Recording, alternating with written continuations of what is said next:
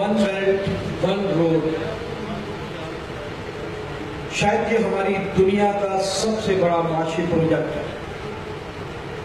हमारी दुनिया की हिस्ट्री में इतना बड़ा माशी प्रोजेक्ट आया ही नहीं।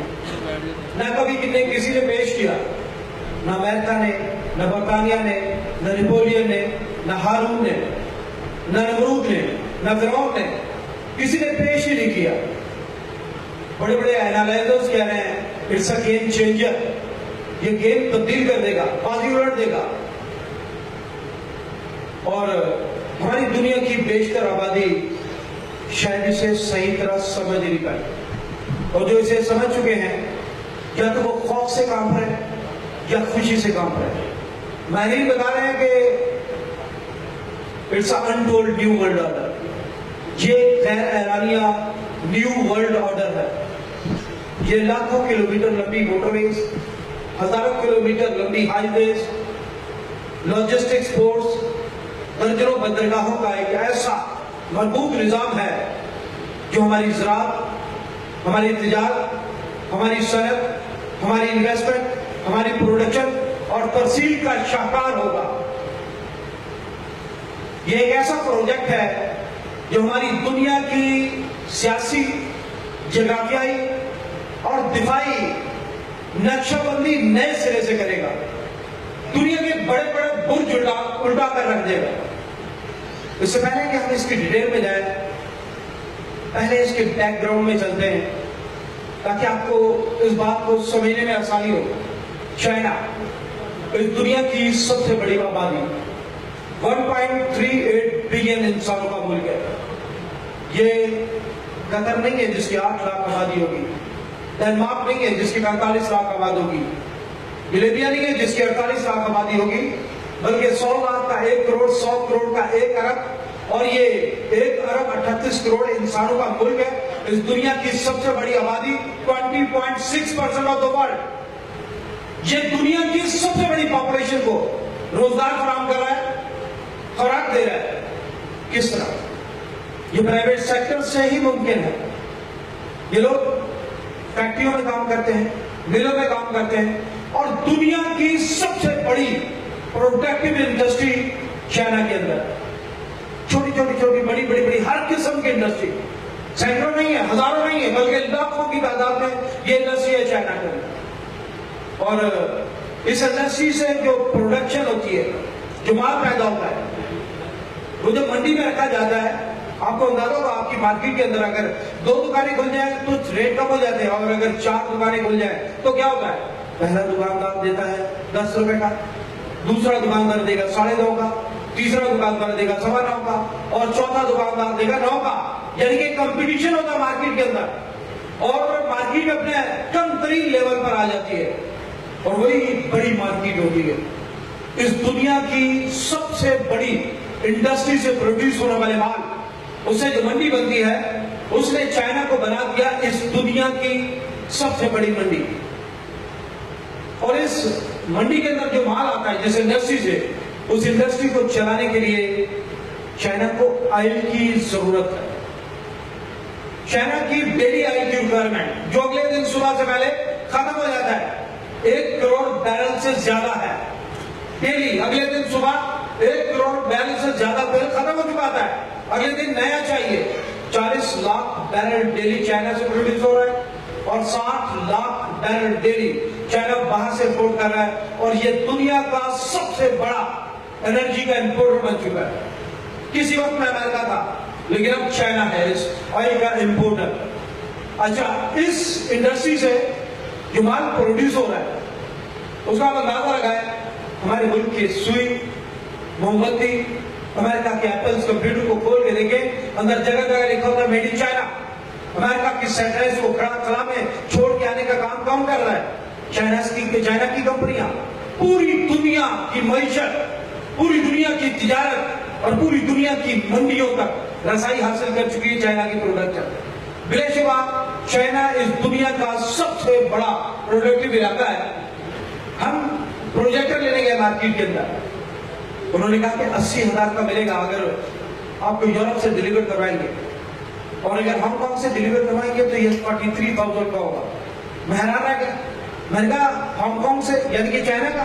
कहते हाँ। मैंने कहा 2 नंबर होगा, 43,000 का 2 नंबर होगा। कहते नहीं 2 नंबर नहीं होगा, सेम कंपनी है जो चाइना के अंदर या जो यूरोप के अंदर प्रोड्यूस कर रही है, सेम डिजाइन है, सेम पार्ट्स है, सेम गारंटी है, सेम वारंटी है।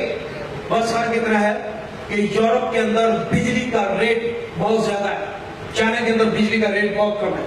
यूरोप के अंदर टैक्स की शरह बहुत ज्यादा है, इंडस्ट्री ओनर को बहुत ज्यादा टैक्स पे करना पड़ता है, जबकि चाइना के अंदर टैक्स की शरह बहुत मामूली है। चाइना कहता है पूरी दुनिया से जो मर्जी चाइना में आ जाए, वो इंडस्ट्री लगाए, हमें वो कहते हैं कि हमें नहीं चाहिए बहुत बड़ा टैक्स, हमारे मुल्क के लोगों को रोजगार फराहम करो, हमारे लिए यही काफी है।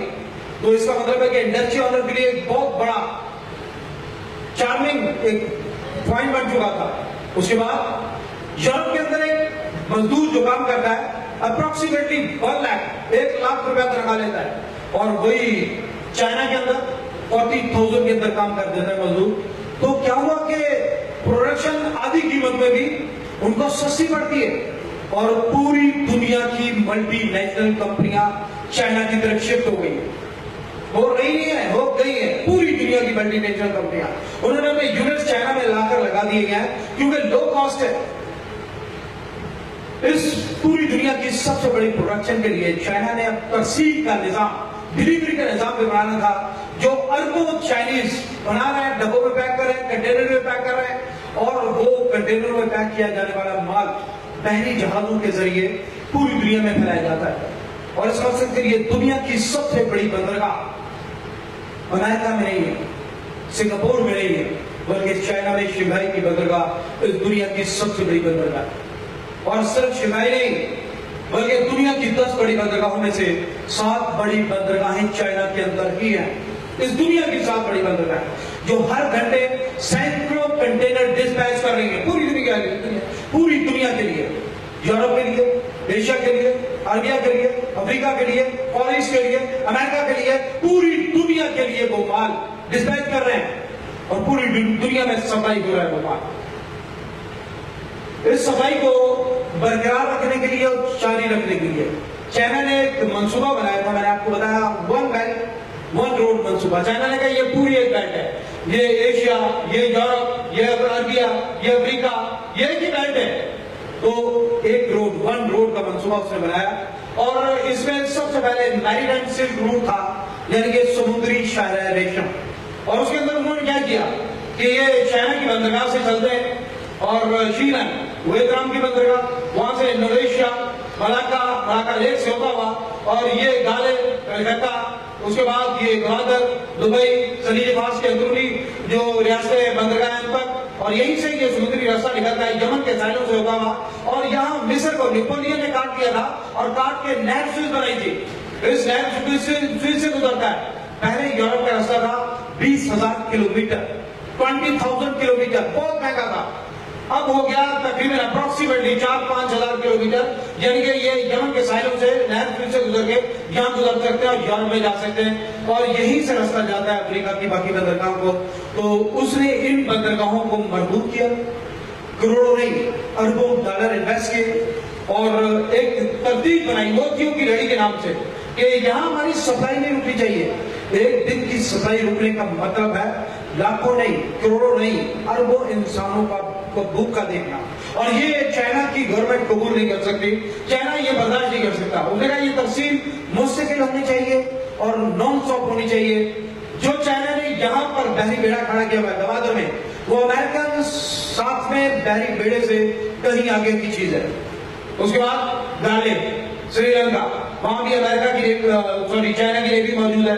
उसके बाद यमन के साहिलों पर यहाँ भी चाइना की नेवी मौजूद है, मलाक्का लेक में भी चाइना की नेवी मौजूद है, शीलन में भी चाइना की नेवी मौजूद है, और ये तो है ही चाइना चीज, यहाँ तो चाइना मौजूद ही है। वो इस चीज को मुस्तकिल सप्लाई बनाना चाहता था। उसके बाद एक सड़क थी जिसको हम चाइना रेशम के नाम से जानते थे, ये 4000 साल पहले मौजूद थी, यानी कि ईसा इब्ने मरियम के पैदा होने से अप्रोक्सीमेटली 2000 ईयर्स बिफोर ये सड़क मौजूद थी, और ये चाइना से चलती थी कजाकिस्तान, उज्बेकिस्तान, किर्गिस्तान, ईरान और तुर्की, यहां तक जाती थी। इसको 2014 के अंदर अक़वाम मुत्तहिदा का अदारा है यूनेस्को, उसने अपने इनहेरिटेंस में शामिल कर लिया, सकाफती विरसे में शामिल कर लिया। 33 नए मुकामात इसमें शामिल किए और इसकी शक्ल कुछ तब्दील होकर यूं हो गई कि ये चाइना से चलता है, सेंट्रल एशिया, फिर रशिया, मॉस्को, यहाँ पोलैंड और जर्मनी, फ्रांस और फिर यहाँ स्पेन तक। और यही चाइना से चलता है तो ये सेंट्रल एशिया से अफगानिस्तान, तुर्कमेनिस्तान, ईरान और तुर्की और यहाँ से यूरोप की तरफ जाता है। देखने को ये छोटी सी बात है नहीं, ये 1,20,000 किलोमीटर लंबी मोटरवे का जाल है जो इस दुनिया की तारीख का सबसे बड़ा मंसूबा है। 1,20,000 किलोमीटर, ये सिर्फ 10,700 किलोमीटर है। 1,20,000 कैसे हो गई? यही नहीं है, बल्कि यहाँ से भी मोटरवे आ रही है, यहाँ से भी मोटरवे जा रही है, यहाँ से भी मोटरवे आ रही है, रशिया में मोटरवे जा रही है, मंगोलिया में मोटरवे जा रही है, चाइना के ऊपर अपर से लेकर नीचे तक, ये सारे यूरोप के अंदर बहुत बड़ा जाल फैला हुआ है मोटरवे का। ये 1,20,000 किलोमीटर लंबी मोटरवे का जाल है। 40,000 किलोमीटर लंबी हाई स्पीड रेलवे का जाल है। 40,000 किलोमीटर, यानी कि ये चाइना से चलेगी 10,700 किलोमीटर, ये मैड्रिड स्पेन का जो शहर है वहां तक ये रेलवे जाएगी और यहां से वापस आएगी। कमाल तो ये है कि ये इसने अपना काम शुरू कर दिया और रेलवे ने पहला चक्कर लगा लिया, माल चाइना से चला और स्पेन तक पहुंचा मैड्रिड, और वहां से पाम ऑयल लेकर ये वापस भी ट्रेन पहुंच गई। और दुनिया ने कहा कि ये यूरोप के लिए चाइना का सबसे सस्ता सफर है, क्योंकि ये समुद्र के रास्ते जो सफर था वो 18,000 किलोमीटर से ज्यादा था और ये तो सिर्फ 10,000 किलोमीटर है, तो ये सस्ता पड़ता है। लेकिन देखते हैं कि आगे सूरत हाल क्या है। अब इस एशिया के अंदर 3 बड़े खिलाड़ी हैं, चाइना, रशिया और एक है सेंट्रल एशिया।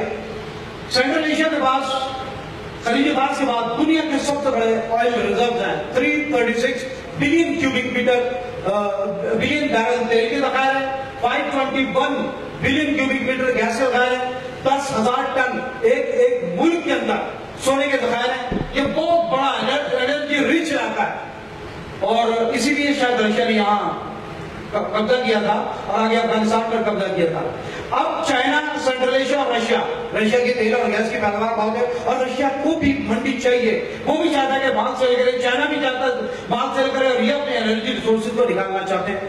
अब दुनिया ने देखा कि यहां से यहां तक जो रोड बन गई है इससे पूरी दुनिया को मिला दिया, यानी कि ये ट्रेड के लिए इस्तेमाल होगी। नहीं भैया, इस बात को समझ लें, ये प्रोपेगेंड हो रहा है और इंडिया बहुत प्रोपेगेंडा कर रहा है कि यूरोप चले जाएगा, चाइना बात खत्म हो जाएगी। नहीं, चाइना सिर्फ यूरोप से ट्रेड नहीं करना चाहता, रशिया सिर्फ यूरोप से ट्रेड नहीं करना चाहता और ये तो है लैंड इलाका, ये तो यूरोप से ट्रेड कर ही नहीं सकता, पॉसिबिलिटीज में नहीं है। अब ये क्यों नहीं करना चाहते? यूरोप है दुनिया की 13% अकलियत, माइनॉरिटी है 13%, और उनकी अपनी इंडस्ट्री बहुत बड़ी प्रोडक्टिव इंडस्ट्री है, बहुत माल पैदा होगा, तो यूरोप को उतना माल नहीं चाहिए और ना ही बिकेगा। अब दुनिया की आबादी का है, ये एशिया है, ये 60.67% ऑफ द वर्ल्ड है, ये अफ्रीका है, ये 14.79% ऑफ द वर्ल्ड है। ये दोनों मिलाकर दुनिया की 75% आबादी है, यानी कि दुनिया की असल आबादी लीबिया, सूडान, मिस्र, Saudi Arab, Iran, Turkmenistan, Turkmenistan, China, Mongolia, ये भारत, पाकिस्तान, अफगानिस्तान और ये इंडोनेशिया, मलेशिया, इन इलाकों के अंदर दुनिया की सबसे बड़ी आबादी है, 75% पॉपुलेशन। तो फिर बाहर कहां होगा? खरीदार कहां होगा? खरीदार भी यही होगा, क्योंकि इंसान यहाँ है। अब रूस भी चाहता है उसका माल यहाँ पर आए और यहाँ से सेल हो, ये सेंट्रल एशिया भी चाहता है यहाँ से सेल हो और चाइना भी चाहता है यहाँ से सेल हो। रूस का कोई बॉर्डर, कोई समुद्र लगता नहीं है एशिया की तरफ, रूस को आना पड़ता है यूरोप के ऊपर से, यानी कि ये 22,000 किलोमीटर लंबा रास्ता है जिसमें तो आटा भी सोने के भाव पड़ जाएगा, पॉसिबल ही नहीं है। अब रशिया ने, आपको याद होगा, सेंट्रल एशिया पर कब्जा किया था, अफगानिस्तान पर कब्जा किया था और वो क्या चाहता था?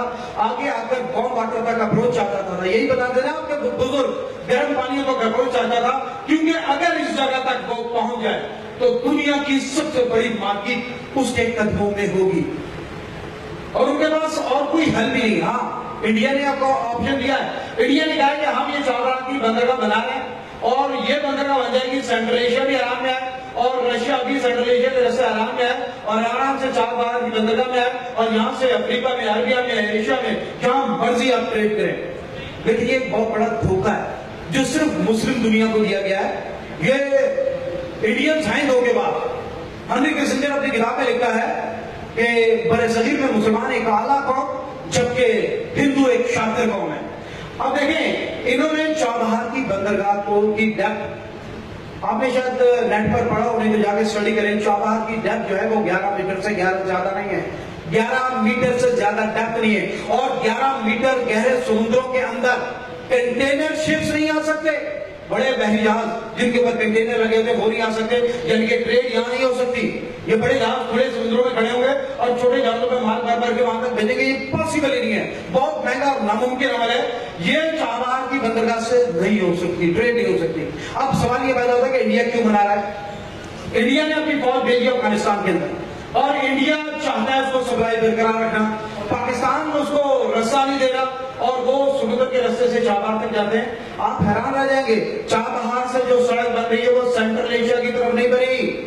आप सर्च करें नेट पर, वो सड़क बनी है अफगानिस्तान की तरफ। वो अपनी आर्मी की सप्लाई बरकरार रख रहे हैं इसके जरिए, वो उसकी लॉजिस्टिक्स के लिए बनाया है और वो इसी मकसद को पूरा करना चाहते हैं और ट्रेड नहीं हो सकती। अब ट्रेड का क्या हल है? यह है गवादर, इस दुनिया की, ये देखिए मरकज बनता है आबाद दुनिया का और आबाद दुनिया के मरकज में दुनिया की सबसे बड़ी डीप सी पोर्ट है गवादर सी पोर्ट। बहुत बड़ी बात है, अल्लाह की कसम, ये अल्लाह की निशानियों में से एक निशानी। और जिस शख्स ने पहली मरतबा ये जुमला इस्तेमाल किया था कि पाकिस्तान अल्लाह की एक निशानी है, मैं हैरान हूं उस बंदे की कहानी पर। और ये डिवाइन है, वल्लाह ये डिवाइन है। आप सोचिए, ये गवादर की बंदरगाह है जिसकी गहराई 54 फीट है।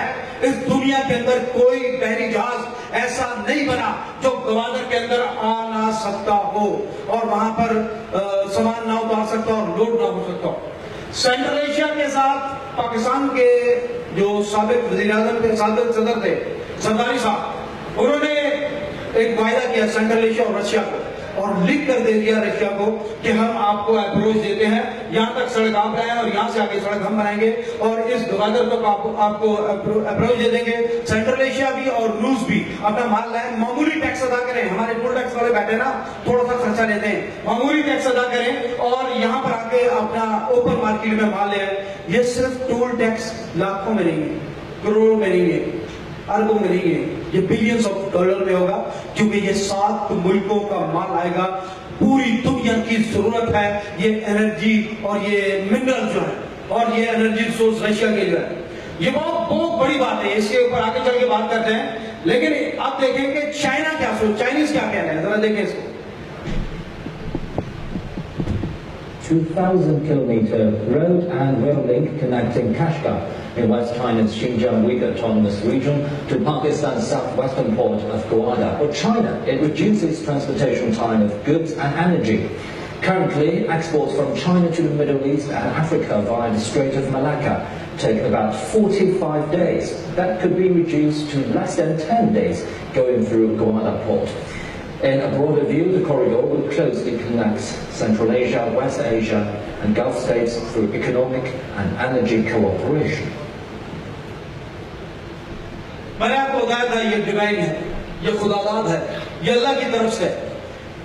हजारों नहीं लाखों साल पहले जब दुनिया बनी होगी, गवादर उसी वक्त बन गई होगी, लेकिन हमें आज आकर पता चल रहा है। और ये गवादर की अहमियत जो चाइनीज बता रहे हैं, वो कह रहे हैं कि हमें यहां से शंघाई से चलना पड़ता है 1000, 2000, 3000, 4000, 5000 और यहाँ पर आकर मलाक्का लेक से गुजरते हैं इंडोनेशिया से और यहाँ 6000, 7000 आगे श्रीलंका से और फिर यहाँ कलकत्ता से और यहाँ से गुजरते हुए 8000, 9000, 10000, 12273 किलोमीटर का सफर तय करके ये खलीज फार्स के अंदर दाखिल होते हैं और यहाँ से दुबई तक पहुंचते हैं।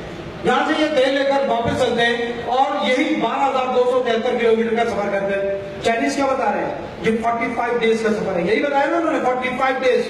अब आपको हैरत होगी कि जो जिन जहाजों में तेल जाता है, मैंने आपको बताया था 60 लाख बैरल तेल इसकी चाइना की जरूरत है। 600 billion cubic feet gas China की रिक्वायरमेंट है और ये दुनिया की दूसरी बड़ी रिक्वायरमेंट है। ये माल इसको चाहिए और ये यहां से लेकर आते हैं। अगर आप मलाका लेक पर खड़े हुए दोनों तरफ देखें तो आप देखेंगे यहाँ जहाजों की लाइन लगी हुई है जो गैस और तेल लेकर आ रहे हैं, और यहाँ पर जहाजों की लाइन लगी हुई है जो माल सप्लाई प्रोडक्शन लेके आ रहे हैं, एशिया के लिए, अफ्रीका के लिए, यूरोप के लिए, सब के लिए यहाँ लेके आ रहे हैं।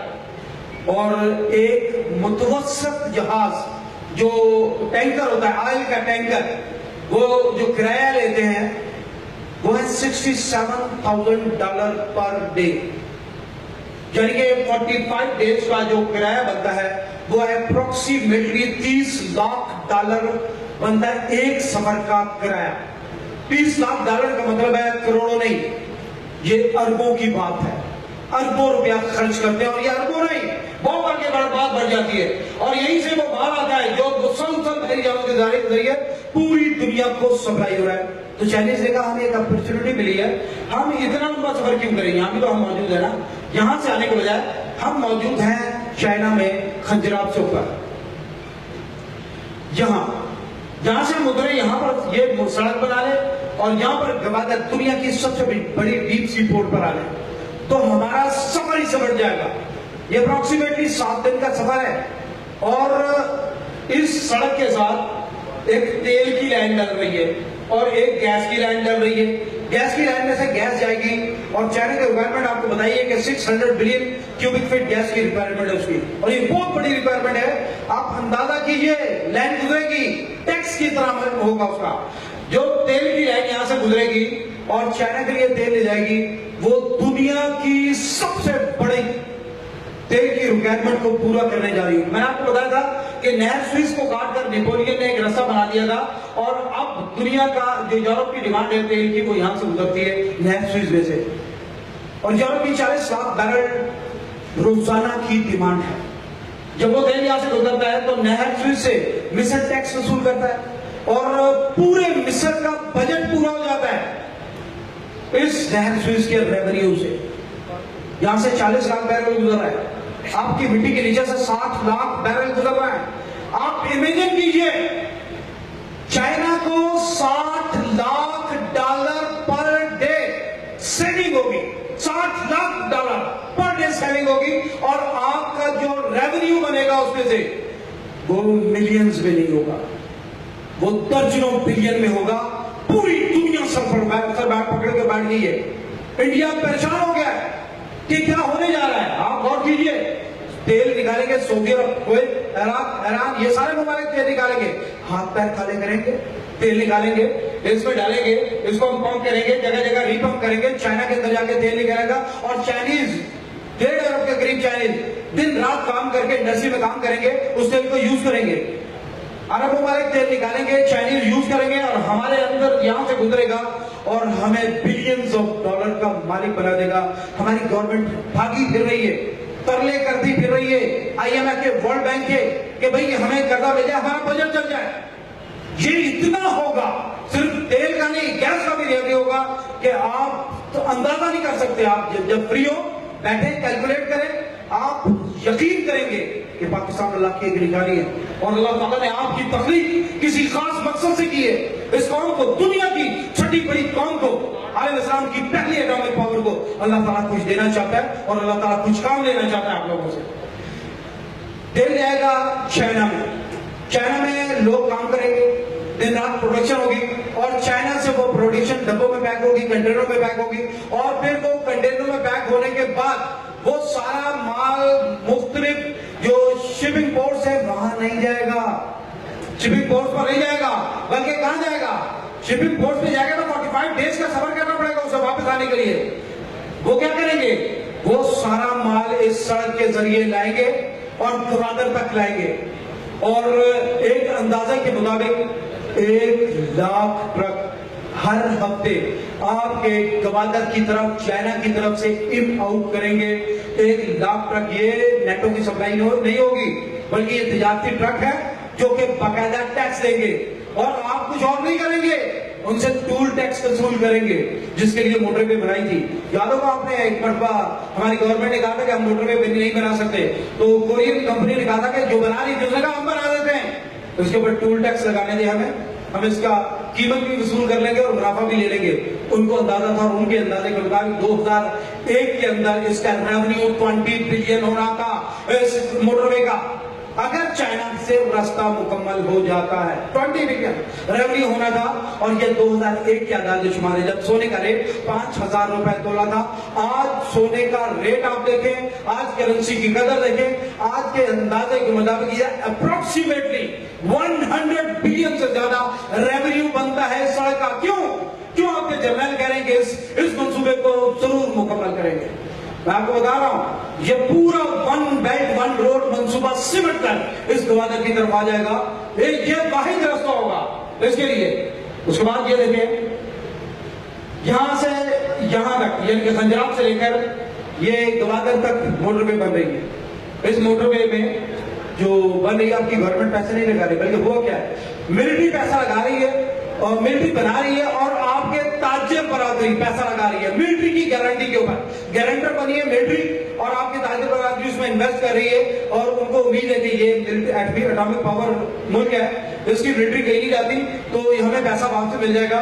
वो टूल टैक्स लगाएंगे, उससे मुनाफा भी लेंगे और अपनी रकम भी वापस कर लेंगे। ये 80% बन चुकी है।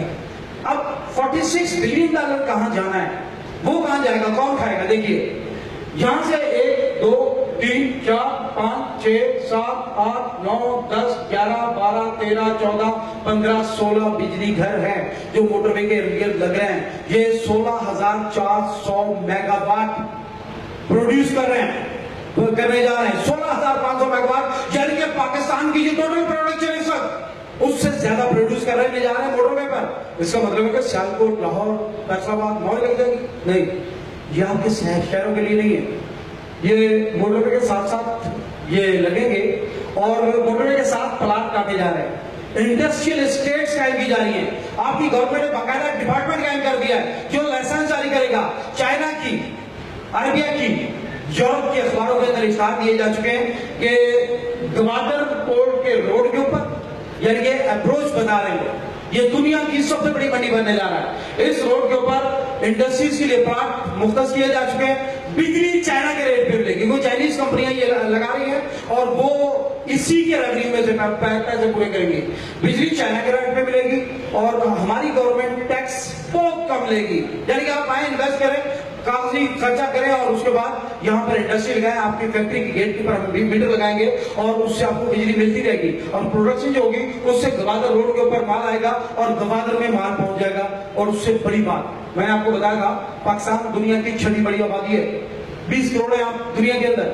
आपका ये लाहौर डेनमार्क से 3 गुना बड़ा है, आपका पंजाब इतना बड़ा है, पूरे यूरोप के अंदर पॉपुलेशन वाइज इससे बड़ा कोई मुल्क नहीं है, इतना बड़ा आपका पंजाब है, एक सूबा। आपकी 20 करोड़ आबादी है और सबसे बड़ी बात ह्यूमन रिसोर्सेज, पाकिस्तान के अंदर जो लोग हैं काम करने वाले, चाइना के अंदर 40,000 में काम करता है मजदूर, तो पाकिस्तान के अंदर तो अगर इसको 30,000 25,000 भी मजदूर को मिलेंगे ना तो वो बहुत खुश हो जाएगा। और यही इश्तार दिया गया है कि दुनिया की सबसे चीप लेबर होगी, सस्ती लेबर होगी यहाँ पर। और 10,000 के करीब कंपनियां इंटरेस्टेड हुई हैं। पहले मरले पर 10,000 इंडस्ट्री इस रोड पर आने की ख्वाहिश जाहिर कर चुके हैं। यानी कि 90 लाख के करीब पाकिस्तानियों, 90 लाख से 1 करोड़ पाकिस्तानियों को रोजगार मिलेगा, 2200 का रोजगार, एक फर्द को रोजगार मिलेगा, पूरा घर गुजारा कर सकेगा। ऐसी कैफियत पैदा होने जा रही है पाकिस्तान के अंदर। नेक्स्ट अब देखिए, यह है इंडिया, 1.34 बिलियन इंसानों का मुल्क, दुनिया की सबसे बड़ी डेमोक्रेसी है। और अगर आप नेट पर देखेंगे दुनिया के अंदर सबसे बड़ी तादाद में भूखे नंगे लोग किस मुल्क में, तो वो बताएंगे इंडिया। उसकी वजह क्या है? इंडिया की इंडस्ट्री हमारी इंडस्ट्री से बहुत बड़ी है, इंडिया की इकोनॉमी भी हमारी इकोनॉमी से बहुत बड़ी है, लेकिन इंडिया की आबादी तो देखें 1 अरब 34 करोड़, चाइना से सिर्फ 4 करोड़ कम। और 2025 के अंदर जो एनालिसिस है वो बता रहे हैं कि ये इंडिया चाइना को क्रॉस कर जाएगा पॉपुलेशन वाइज, लेकिन इसके पास ह्यूज इंडस्ट्री नहीं है, बड़ी इंडस्ट्री नहीं है। उसकी वजह क्या है? इसके पास गैस नहीं है, इसकी गैस की रिक्वायरमेंट थोड़ी बहुत नहीं है, सिलेंडरों वाली नहीं है। इसकी 151 बिलियन क्यूबिक मीटर गैस की रिक्वायरमेंट है, जो और कहीं से पूरी नहीं हो सकती। जो सेंट्रल एशिया, मैंने आपको बताया था ये गैस का 521 बिलियन क्यूबिक मीटर गैस है सेंट्रल एशिया में, यहां से पूरी हो सकती है जो तापी की लाइन बन रही है, यानी कि तुर्कमेनिस्तान से, अफगानिस्तान से, फिर पाकिस्तान और ये दिल्ली। अगर यहां से नहीं लेते तो दूसरा ऑप्शन है उनका ईरान से, और ये भी पाकिस्तान से गुजरते हुए दहरी जाएगी। ये बात आप अगर समझते हैं ट्रेड को, तो ये जानते हैं कि जिस मुल्क के अंदर से लाइन गुजारी जाती है, जिस मुल्क के अंदर से गुजरगा बनाई जाती है, उस मुल्क के सारी जिंदगी बात माननी पड़ती है। और जरा सी बात ना माने तो याद होगा आपको तो नहीं याद होगा, आपके बड़ों ने शायद आपको बताया कि 1960 के अंदर इंडिया ने हमारे कोयले की सप्लाई बंद कर दी थी पूरे मुल्क के अंदर। वही रेलवे खड़ी होगी कि हमारे पास कोई बंदोबस्त नहीं था, चाइना ने उस वक्त हमें कोयला दिया और सहारा दिया था। अब ये इस रास्ते से देने गैस से लेने का मतलब है कि पाकिस्तान के अंदर आगे सरेंडर कर जाना, तो ये तो बहुत मुश्किल बात होगी इंडिया के लिए। और इंडियन एडवाइजर ने कहा ये तो कोई बात ही नहीं है। उन्होंने कहा कि हम ये ईरान से गैस लेंगे, समुद्र में डालेंगे और पाकिस्तान इंडिया ले जाएंगे।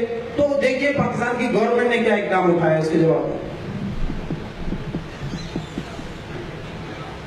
पाकिस्तान के दायरे इख्तियार में नया इलाका जो कि 50,000 मुरब्बा किलोमीटर से ज्यादा है कि वसाइल शामिल हुए, जहां मादनियात के इतने जखायर हैं जिनका अंदाजा लगाना मुमकिन नहीं। सालों की मेहनत के बाद पाकिस्तान की समुद्री हुदूद अब 350 नॉटिकल माइल तक है, जो कि 2,90,000 मुरब्बा किलोमीटर का अहाता करती है। और पाकिस्तान इस खित्ते में ये तोसी हासिल करने वाला पहला मुल्क है। कमाल है। पाकिस्तान की जो समुद्री हुदूद है वो आप देखें अरबिया से आगे निकल गई है, और ये टेक्निक हमें चाइना ने सिखाई, क्योंकि चाइना ने भी ईस्ट चाइना सी में अपनी हदूद में इजाफा किया था। अब यहां से मुमकिन नहीं है कि इंडिया लाइन डालकर ले जाए, जहां से डालकर ले जाएगा तो टैक्स देगा, रेवेन्यू देगा, जहां से भी लाइन डाल के ले जाएगा रेवेन्यू देगा। अगर इंडिया 21वीं सदी में बाइज्जत दाखिल होना चाहता है तो फिर उसे ह्यूमन राइट वायलेशन बंद करना होगी। कश्मीर के अंदर उसने ह्यूमन राइट वायलेट किए हुए, अक़वाम मुत्तहिदा की करारदादों को रद्द किया हुआ, उसे ये वायलेशन बंद करना होगी, क्योंकि WTO के कानून के मुताबिक जो ट्रेड रूट दिया जाता है वो ह्यूमन राइट वायलेटर को नहीं दिया जाता। इंडिया को कश्मीर को आजाद करना होगा, ये तय है।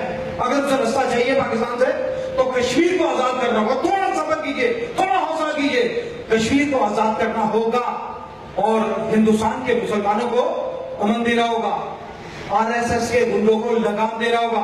और इंडिया के बड़े बड़े एनालाइजर कह रहे हैं भाई अगर कश्मीर को आजादी दे दी तो नागालैंड भी आजादी मांगेगा, असम भी आजादी मांगेगा, मणिपुर भी आजादी मांगेगा, खालिस्तान के सिख वो भी आजादी मांगेंगे। हिंदुस्तान को बाहर से कोई नहीं तोड़ेगा, बल्कि हिंदुस्तान अंदर से धमाके से फट जाएगा। एक एक रियासत अपनी आजादी मांगेगी।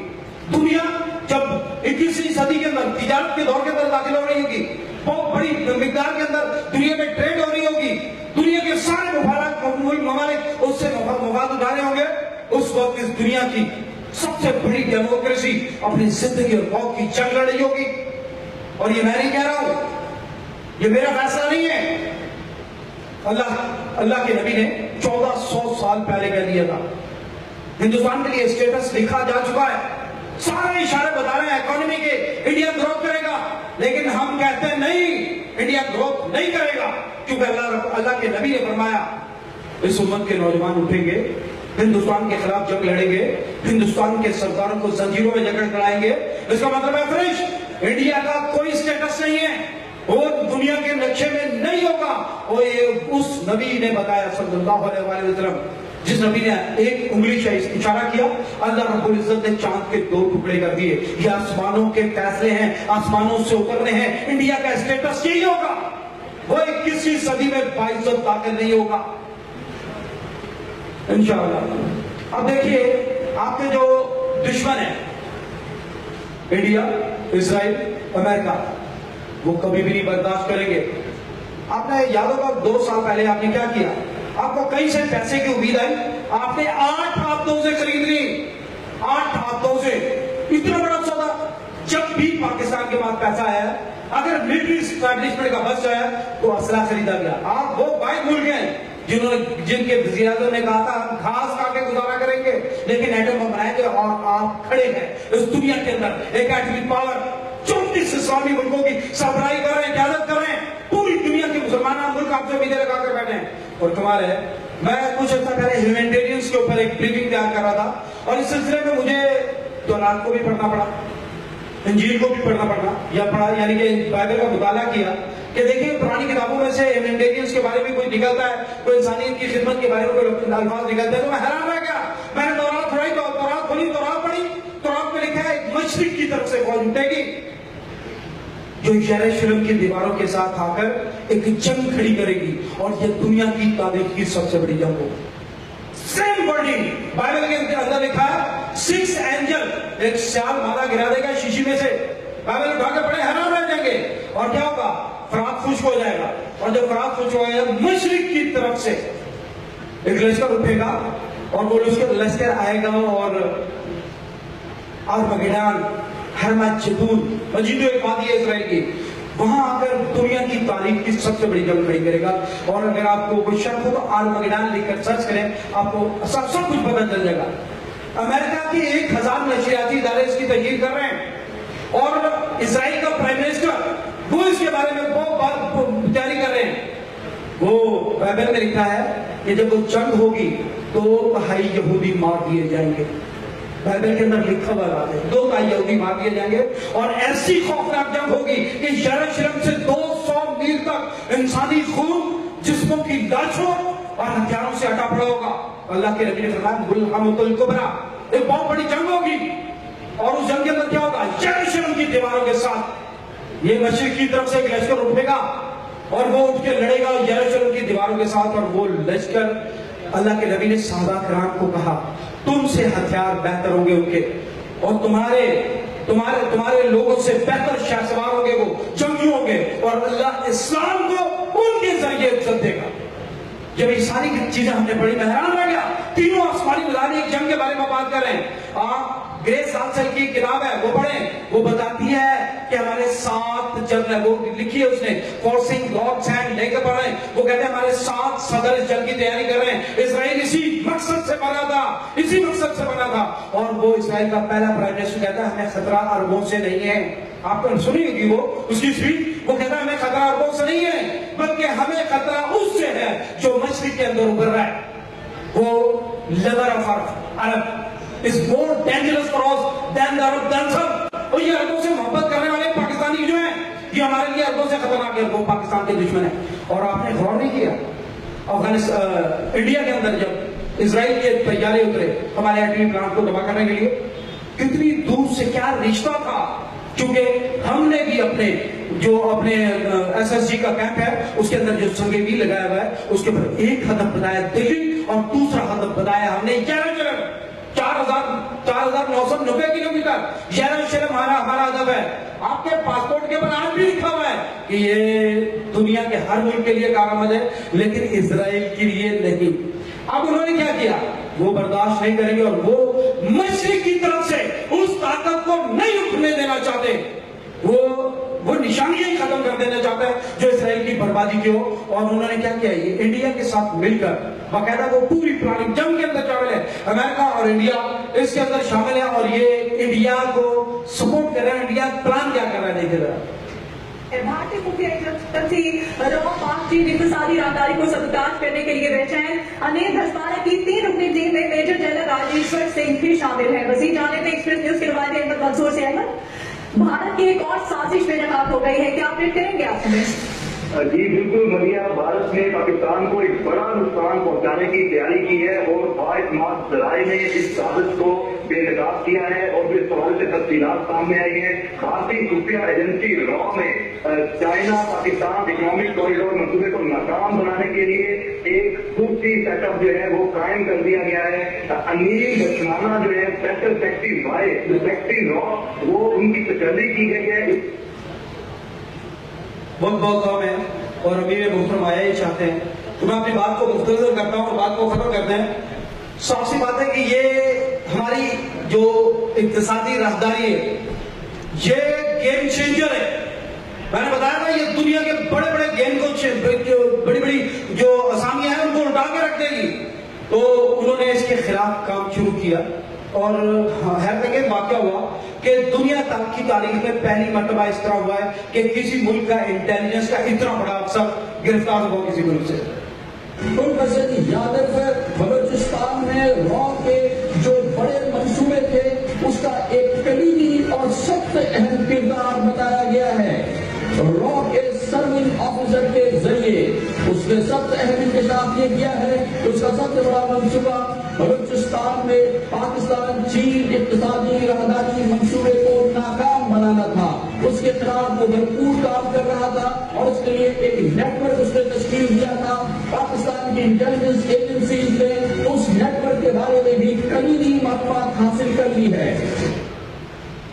आज से 20 साल पहले में देखें, ये बात मैं आपको बताना चलूं, पाकिस्तान एक एटॉमिक पावर है, अमेरिका एक एटॉमिक पावर है, इंडिया एक एटॉमिक पावर है, चाइना एटॉमिक पावर है और एटॉमिक पावर्स के अंदर एडवांस नहीं हो सकता। ये नहीं होगा तो पाकिस्तानी फौज इंडिया में चली जाएगी, इंडिया की फौज पाकिस्तान में आ जाए, नहीं, वो दूसरा मुल्क एटम बम निकालेगा और उसके निकालने की धमकी का भी होगी। जब मुल्क तबाह होगा वो एटम बम निकालेंगे, चलाएंगे, दुश्मन को बर्बाद कर देंगे, ये धमकी इतनी बड़ी है, ये वार डिटरमिनेंट हो गया है। लेकिन मैं एक मजमून पढ़ा था, एक यूरोपियन राइटर ने डॉट के अंदर मजमून लिखा था से 20 साल पहले, और उसके अंदर वो लिखा था कि भाई जब दोनों तरफ एटॉमिक पावर्स होगी, दोनों तरफ एटॉमिक शेल्टर्स होंगे, तो क्या होगा, रिवाइवल फौज, रेगुलर फौज का एडवांस रुक जाएगा, जो डिफेंस फोर्सेज हैं वो एडवांस नहीं कर सकेंगी क्योंकि डिफेंस फोर्स आगे बढ़ेगी तो दुश्मन एटम बम के हमले की धमकी देगा, रिवाइवल फौज वापस हो जाएगी। वो कहता है अब वो रूस की और अफगानिस्तान की जंग को देखकर ये तजिया लिख रहा था। उसने कहा लेकिन ताकतवर तरीन कौम वो कौम होगी जिसके नौजवान जूता उतार के दुश्मन का बॉर्डर क्रॉस कर जाएंगे और दुश्मन के इलाके में जाकर जंग खड़ी कर देंगे।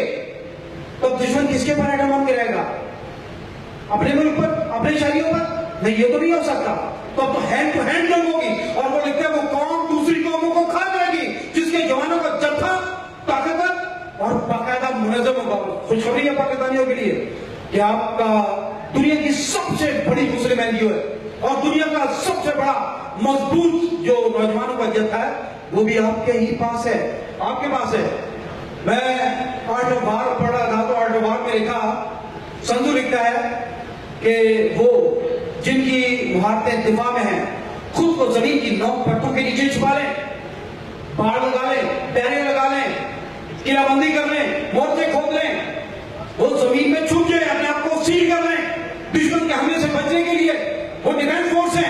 लेकिन वो लिखता है जिनकी मुहारतें हमला करने में हैं वो 7वें आसमान के ऊपर आ जाए, खुलकर सामने आ जाए कौम के, ताकि दुश्मन भी देख ले, क्योंकि वो अपना दिफा करने की भी मुकम्मल सलाहियत रखते हैं और दुश्मन की तबाही की तकमील भी पूरी तरह जानते हैं।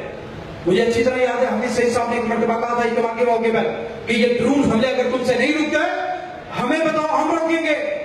मैं हैरान हुआ, मैंने कहा कैसे रोकेंगे? तो भाई बहुत समझ में आने वाली बात है, हमारी कौम को ट्रक की बत्ती के पीछे लगा दिया गया कि कोई ऐसी मशीन इजाद करें जो ड्रोन को ट्रेस करे और 20,000 किलोमीटर ऊपर जाए और ड्रोन को गिराए। ना मशीन इजाद हो, ना मिसाइल इजाद हो और ना हम वो काम कर सके। अब साहब ने कहा हम करेंगे। ड्रोन उड़ते कहां से? ग्राम एयरपोर्ट से उड़ते हैं ना, उसकी ईंट से ईंट बजा देते हैं, कहां से उड़ेंगे? वो अगला पॉइंट ढूंढेंगे और हमारा अगला दस्ता तैयार होगा, तो फिर मुकाबले की बात आ जाएगी, खून आजमाया जाएगा। बात सही है। अब देखिए एक बात, ये हमारे मुल्क के अंदर जो साबोटाज की कामयाबियां कर रहे हैं हमारे स्कूलों में, कॉलेजों में, यूनिवर्सिटियों में, हमारे पार्कों के अंदर बच्चों का कीमा इकट्ठा किया गया लाहौर के अंदर, याद नहीं है आपको?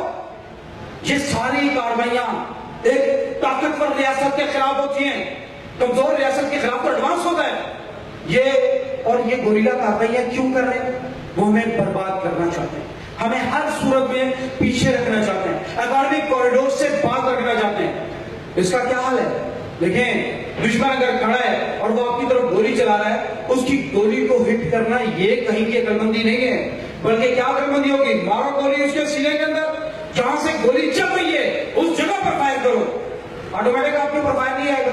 तो ये आपके ऊपर जो कार्रवाइयां हो रही है वो इंडिया की सरजमीन को इस्तेमाल कर रेगुलर फौज ने बॉर्डर क्रॉस नहीं करना, एटॉमिक शेल्टर्स की मौजूदगी में ये पॉसिबिलिटीज नहीं है। इंडियंस ने क्या किया है? इंडियंस ने भी क्या किया कि वो इर्रेगुलर फोर्सेस जो हैं, आपकी गैर रवायती जंगें फौजें हैं, उनको आगे लाया, इस्तेमाल इस्तेमाल कर रहे हैं। आपके पास वाहिद ऑप्शन है, आपके नौजवान, आपके बेटे, जो हफ्सा ने कहा था कि हम कश्मीर को रास्ता बनाकर हिंदुस्तान को पता करेंगे, और अल्लाह की कसम आपके पास और कोई रास्ता ही नहीं, और कोई रास्ता नहीं है आपके पास कि आप वफा की अलामत बने, कश्मीरियों की आजादी के लिए आवाज बुलंद करें, और फिर क्या होगा, कश्मीर का दरवाजा होगा और हिंदुस्तान बर्बाद हो जाएगा। उसके लिए मैंने बताया कि हमने स्टेटस नहीं लिखा, अल्लाह रब्बुल इज्जत ने लिखा है कि इस कौम के नौजवान उठेंगे, हिंदुस्तान के खिलाफ जंग लड़ेंगे, हिंदुस्तान के सरदारों को जंजीरों में जकड़ कर लाएंगे और अपने वीर के सामने डालेंगे और कहेंगे ये हैं वो फसादी जिन्होंने दुनिया के अंदर फसाद मचाया हुआ था, इनके साथ अल्लाह की किताब के मुताबिक फैसला कीजिए, और ये मेरा नहीं अल्लाह के नबी का फैसला है, ये होगा इंडिया का स्टेटस, यही होगा। और इसी सूरत के अंदर आपकी ये जो राहदारी है ये मुकम्मल हो सकती है, आपकी कौम का दिफा इसी सूरत में हो सकता है। इंडियन ने भी ऑफेंसिव डिफेंस की पॉलिसी बनाई है, आपके पास चारा ही नहीं है इसके सिवा, आप डिफेंसिव रहकर नहीं गुजारा कर सकते, आपने भी ऑफेंसिव डिफेंस अपनाना है, और अगर ऑफेंसिव डिफेंस अपनाना है तो अपने नौजवानों को तैयार करना है, इस कौम को तैयार करना है। अल्लाह की कसम इस कौम ने आगे बढ़ना है, इस कौम का मुस्तकबिल बहुत रोशन है। ये जो इतनी बड़ी अपॉर्चुनिटी आपको मिली है, मैंने गवादर कॉरिडोर के हवाले से बताया, ये कौमों की तारीख में, दुनिया की तारीख में किसी कौम को इतनी बड़ी अपॉर्चुनिटी नहीं मिली जितनी बड़ी अपॉर्चुनिटी आपको मिली है, और इससे इंशाल्लाह फायदा उठाना। जज़ाकुमुल्लाह खैर।